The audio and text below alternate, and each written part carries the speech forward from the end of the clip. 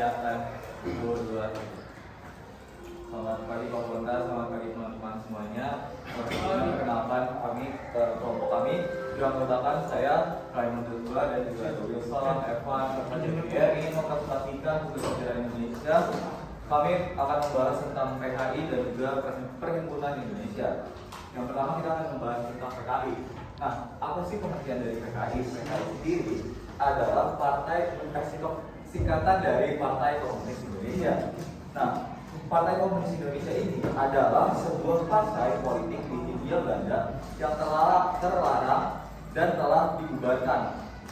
Nah, PKI juga partai komunis non penguasa terbesar di dunia setelah Uni Soviet dan juga Tiongkok, yang pada akhirnya dihancurkan pada tahun 1965 dan dinyatakan sebagai partai terlarang pada tahun 1966, yaitu 1 tahun setelah dihancurkan. Oke, nextnya adalah kapan sih PKI didirikan? PKI didirikan pada 23 Mei 1920 di Surakarta oleh tokoh-tokoh seperti Hans Smith, Samuel dan Darsono yang terlibat dalam gerakan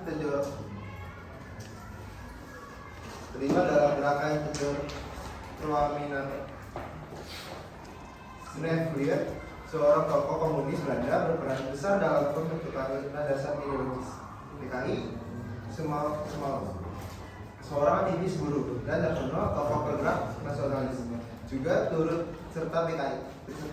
PKI awalnya muncul dari gerakan Proaminato dengan orientasi sosialis yang berkembang menjadi partai komunis aktif secara politik dengan basis massa yang signifikan.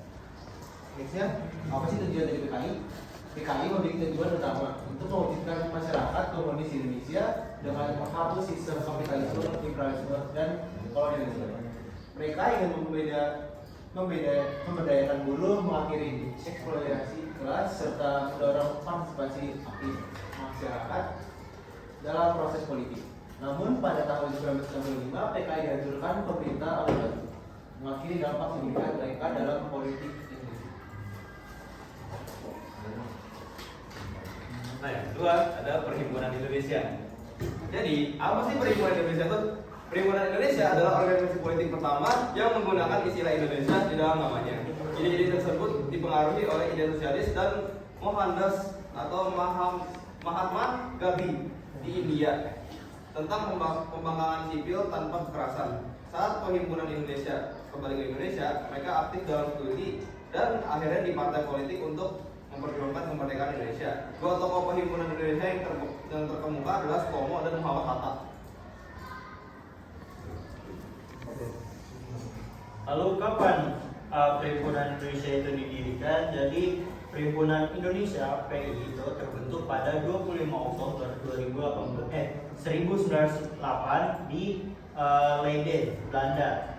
Perhimpunan Indonesia awalnya merupakan organisasi pelajar dan mahasiswa, lalu di Hindia Belanda.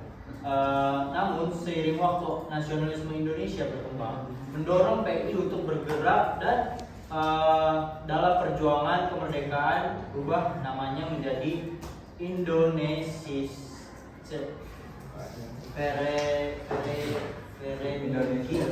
atau Perhimpunan Indonesia.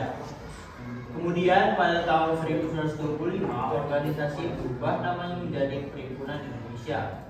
Perhimpunan Indonesia awalnya merupakan organisasi pelajar dan mahasiswa yang juga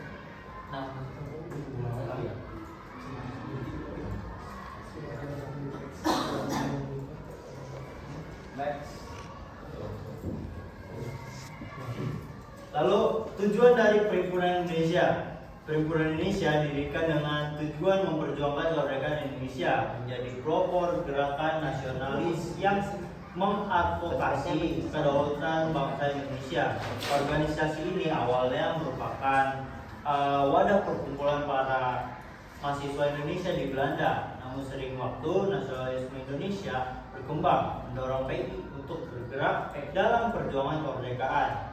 Tujuan utamanya adalah untuk menentukan nasib sendiri, lalu bersatu melawan Belanda dan mengandalkan kekuatan serta kemampuan yang dimiliki sendiri oleh bangsa Indonesia. Melalui kegiatan dan aspirasi ini, PI menjadi simbol semangat perjuangan para pelopor organisasi dan membangun dan menyuarakan aspirasi membangun bagi tanah air. Jadi sekian dari presentasi kami, terima kasih.